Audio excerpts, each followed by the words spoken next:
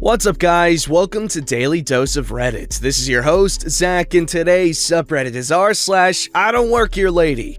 Alright, this story's called My Supermarket I Don't Work Here Lady Game, or Playing with Pokey People, a Sparky's tale. The tale isn't too long, all the other faff is. Words in the glossary will be marked with an asterisk. Alright, so here's me, a contracting electrician, dresses in high visibility long dark blue trousers, high visibility blue and bright yellow long sleeved work shirt. Company logo on left breast pocket, both of these have the shiny reflective strips. Dark brown work boots with blue PVC glue on them, because glue. Also, I have my hard hat clipped to my belt. I live in a small-ish rural town in Australia, the kind where everyone seems to know everyone. It can take 40 minutes just to buy milk because of all the oops eye contact socializing. I've been fixing all manner of equipment at this store for a while and get along with mostly everyone, but not produce czar Steve. It happened again. Tuesday after work, I got a pokey. I was at the supermarket looking at jam, holding and contemplating a jar of IXL raspberry in my left hand and an IXL strawberry in my right. I heard the all too familiar behind me. "Where is the sugar?" I ignore her. Without an excuse me, she could be talking to anyone. Outwardly, I must seem to be daydreaming, but jam is no joke. This is a week-long commitment, and it cannot be rushed. Jam people will understand.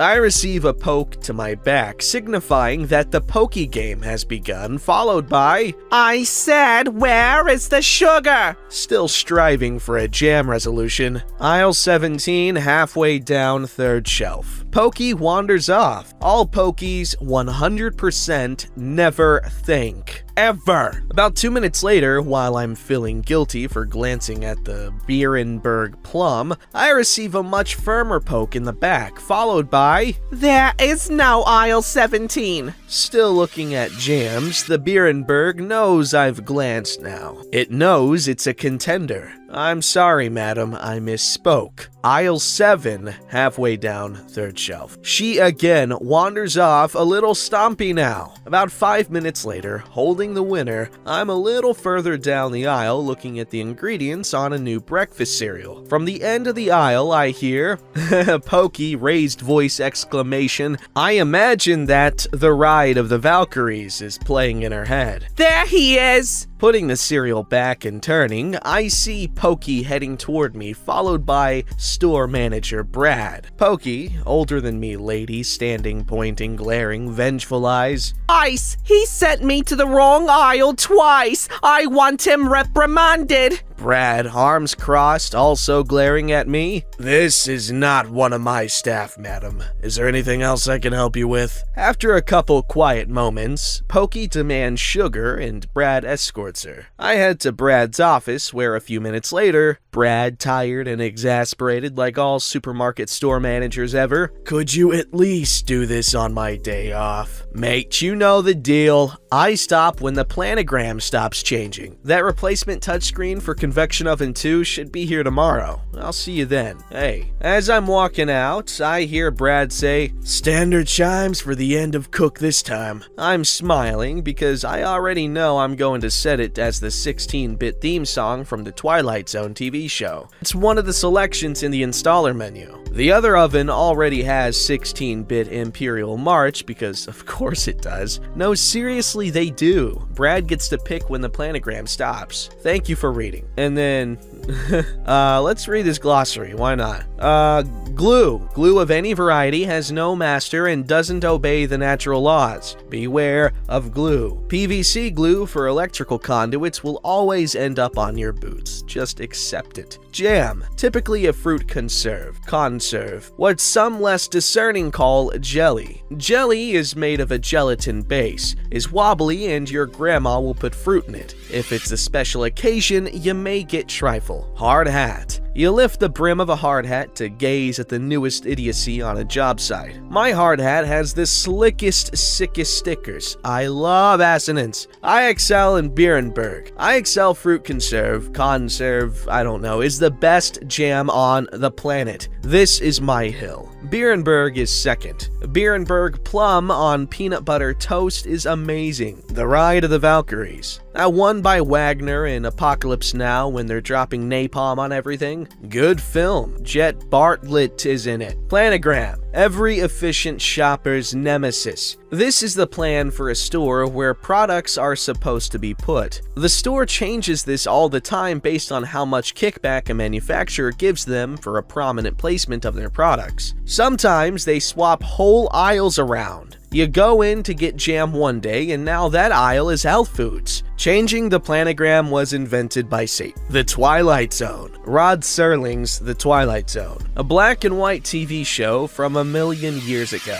You like X-Files? Stranger Things? Go find and watch the OG of the genre. The tale is over. The rest is just my idiocy. Read or don't, all good. The Poke Game. I've said this before. High-vis clothing is mercurial. You are both invisible, a personal assistant, and a corporeal Google. I've lost count the number of times I've been politely and rudely approached for information and or assistance. Polite has always gotten all the friendly help I can muster. Over the years, I used to engage with the rude. I tried reasoning with the rude, seeking to understand the why of the rudeness. I tried giving the rude the benefit of the doubt. Maybe they'd had a bad day, gotten some bad news. Maybe. I tried remonstrating with the rude in an attempt to bring enlightenment and humility. Having done work in police stations and courthouses, I knew that cells had no Wi-Fi access, so I stopped getting all up in their grill. I learned that sometimes rude is just rude, so I started playing with the rude. Here are the rules for the time being. 1. All rude gets ignored. This is not to bait into escalation. Most times, rude just goes away, which is fine. Actually, I'm not sure if it isn't with the hope of baiting, so I can play. It's probably baiting. Hey. 2. All pokies must be played with, regardless of venue or personal time constraints. See below for examples based on venue. 3. Must be dressed in high vis. Playing the Poke Game in casual dress is like low-hanging fruit, because what if I was dressed similarly to the store staff without realizing it? I started to bring the hard hat to the supermarket because it was happening so much there. I wanted an extra difficulty for more points. There is no point system. 4. Must be pleasant and polite. Cells have no Wi-Fi. 5. Extra points if a Poke comes back more than twice. Sent a guy to 3 different aisles once. 3 is the most so far. Venues. Service or gas stations. These are mostly for directions. Mostly by caravaneers, so caravaneers? I don't know. So of course they get the wrong directions. If asking to borrow tools for my work vehicle, I walk over to the vehicle and drive off. Hospital. Non-staff cannot be played with. They may be in need of medical attention, bereaving, worried, etc. That'd just be mean. Staff gets played with. I stand there ignoring them and see just how committed to the poking they are. Twice poked is the most so far. I put them on my list for further attention by other means. General public areas, same as service or gas stations. Supermarkets, the main venue for games. Where is gets the treatment in the tale. If they come back for seconds, they've had to walk past other people to arrive back to me. They are more than fair game. Maybe it's like that joke where the bear says to the hunter, "You don't come here to hunt, do you?"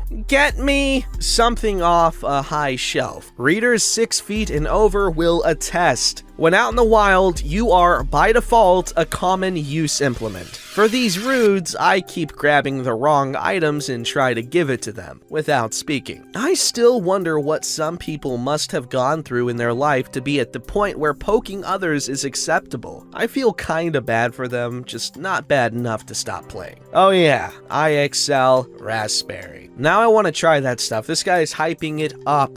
But also, I appreciate how he treats these Karens and whatnot. It's pretty high-level stuff. Alright, this story's called, I Don't Serve Coffee and You're Paying for the Laptop. Obligatory disclaimers on mobile, non-English speaker didn't happen in the US. This happened back in 2013. The Nursing Council in my country organizes an annual 3-day convention in order to keep us updated to new developments about our profession. It's not mandatory, but it gathers a lot of people for 2 reasons. You can present a paper or research you worked and be considered published, and 2, because they do it in a different city every year, it's a good way for a vacation, and usually takes place around the middle of May. Important information. Tourist season in my country begins in April. For about 2 years, the nurses in the company I worked for had combined forces to write a paper about training and educating patients. I was the unlucky sod that had to do the presentation. We apply and they give us a spot early on the first day. The convention is held in a very touristy city in a 5-star hotel. I'm staying in another cheaper, like €100 per night cheaper, hotel. I go in wearing my dark blue business suit and tie, carrying my laptop. I do the presentation, everything goes well, and afterwards, I find a classmate of mine from nursing school and decided to grab a coffee. Because she wants to catch a presentation later on, we decided to not leave the hotel and go to the patio where they had a cafe. We're on the patio catching up and enjoying our coffee and the sun and generally having a good time. The patio was almost full at that point, mostly with student nurses and people from the convention. The cafe staff is busy with all the people there. At some point, my friend excuses herself to the bathroom and I check my phone. Suddenly, I feel someone looming over me, and then I hear a high-pitched, "Excuse me." I turn my head to see a slightly pissed woman staring daggers at me. She looks like the prototypical Karen. The haircut, the expensive clothes that look cheap, and the attitude. "Me and my friends are waiting for someone to take our order for 5 minutes." She pointed a couple of tables over where a couple of women in the same subcategory are sitting. "So?" I asked, confused. "So get off your break and come take our order." "I don't think so. You have to wait for one of the servers. I don't work for the Karen, leaning towards and getting in my face. "Listen up, you peon. We are paying customers and you're going to do as you're told. Break is over." And with that, she sweeps her arm on the table, spilling the coffees and glasses of water on me, but mostly on the laptop I had next to the table. At that point, I'm furious. I get up and there is a noticeable size difference. I'm 6'4", 225 pounds. She is maybe 5'6" on 3-inch heels. "Listen up, you little bimbo. I don't work here. And even if I did, I wouldn't serve people with your attitude. And if something happened to the laptop, you're paying for it." "You dare to threaten me? Me? Do you know who I am?" "No, and I don't give a crap. You're just an entitled bimbo." At that point, a lot of people were looking at us, and a server was coming over. The servers were dressed in black pants, white shirt, and a black apron, and Karen decided to try to slap me. I caught her hand as the server came next to us. "What is happening here?" "Your colleague is refusing to take our order and is threatening me." Server taking a look at me. "Madam, this man doesn't work here. He's a customer." Apparently, her little brain couldn't compute because she continued foaming until a manager and security appeared. When the manager asked what happened, I replied, "This woman insulted me, deliberately dropped coffee on me and my personal belongings, and tried to attack me. I would like to press charges." The implication of getting the police involved led to another rant by Karen. How it was discriminating against foreign tourists and she would sue me and the hotel, and how we should respect our betters. You know, lovely stuff. The aftermath was that I pressed charges and Karen was kicked out of the hotel. I don't know what happened to the rest of her clique. The laptop was ruined, the bag zipper was slightly open, and all the coffee poured directly on the laptop. The hotel offered me a full paid weekend reservation at the time of my choosing, and about a year later, I received a hefty settlement for the incident, about 3,500 euros. Oh my gosh. Well, it took a minute for the settlement, but yeesh, you could buy like 3 decent laptops for that much money. You know what, let's say 2. Alright, this story's called You're one of them immigrants. Quick one here, just heard this from my wife who just got back home from a popular hardware store that rhymes with Dome Repo. Also, quick background, my wife is a New Zealand expat with a fairly strong Maori bloodline. To the casual Texan, she might look like she's from south of the border. Hearing her speak, the average person might think she had an Australian, or worst case, a British English accent. Being from New Zealand, she has zero inhibitions around using colorful language as need be. Scene. My wife is loading 4 bags of mulch onto a cart. An entitled woman suddenly appears. I need you to load some of those onto my cart. I don't work here. I don't care. You people do this all the time. What people? Immigrants. Step off. Entitled woman reeling and gasping.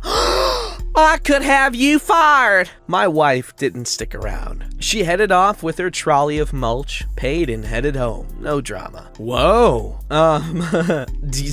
Texas woman, she did not hesitate. Wow. OP's wife is pretty baller though. Don't forget to like, subscribe, and hit that bell to never miss an episode.